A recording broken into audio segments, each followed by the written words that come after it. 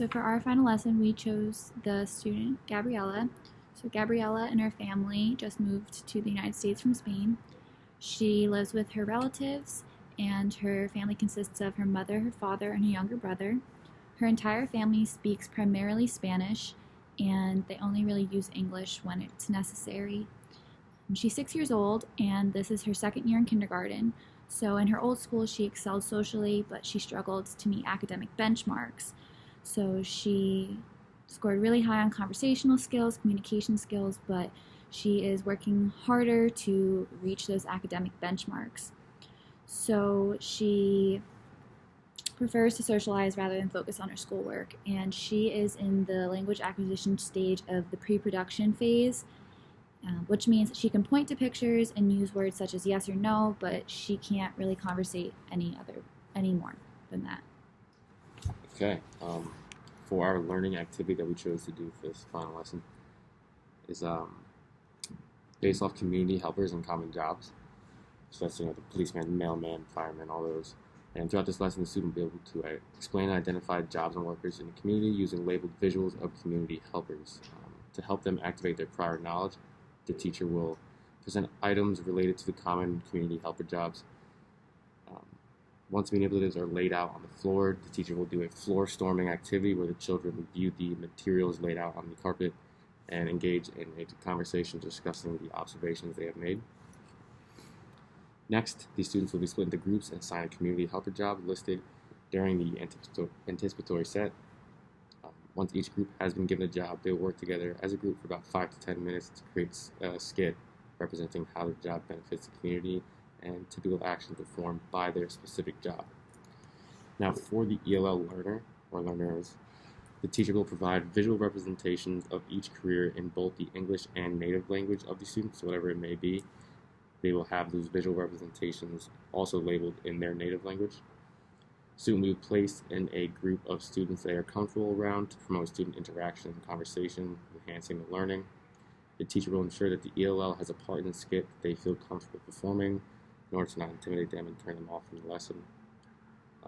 As our closing assessment, the teacher will provide each student with an exit ticket, and on this exit ticket is going to be a matching activity. So the left-hand side of the page will consist of community jobs listed that we covered in our lesson, and then the right-hand side will be images of materials and or actions that are performed within or associated within that job.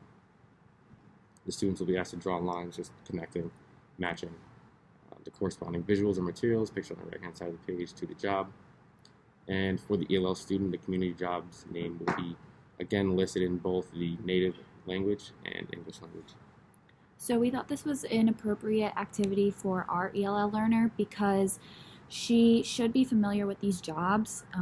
It's a typical unit that's covered in kindergarten, so we would use jobs such as like doctor, nurse, firefighter, because even though she is not completely familiar with the English language, she should be familiar with those kinds of jobs from where she was coming from in Spain. And as mentioned earlier, Gabriella is really interactive with her peers and she likes to socialize, so like the role-playing skit that we provided in the activity would be a really good skill for her to focus on, because she'll be able to focus on interacting and talking to her peers about the jobs that were covered.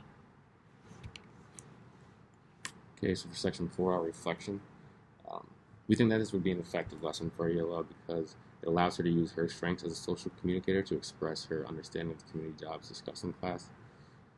These jobs are also common terminology used in everyday language, so this will benefit her greatly.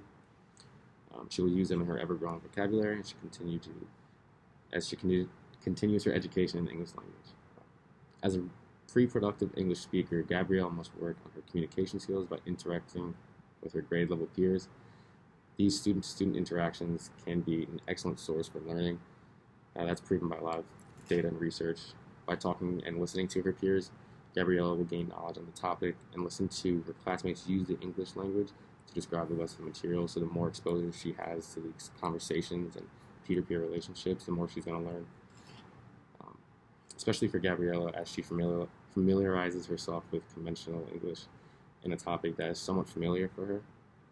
And in order to challenge Gabriella, Depending on the understanding that she is displaying throughout the lesson, the teacher may provide her with an exit ticket that is the same as her peers, so it will not have the listed name in her native language if she can complete that, and if not, the teacher can always provide the one that is adapted for her.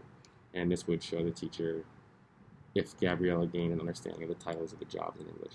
So throughout this lesson, we want our ELL learner to exceed expectations and excel, but we also want to challenge her in a way that she would be able to familiarize herself with the English language, but also in a way that will help her succeed.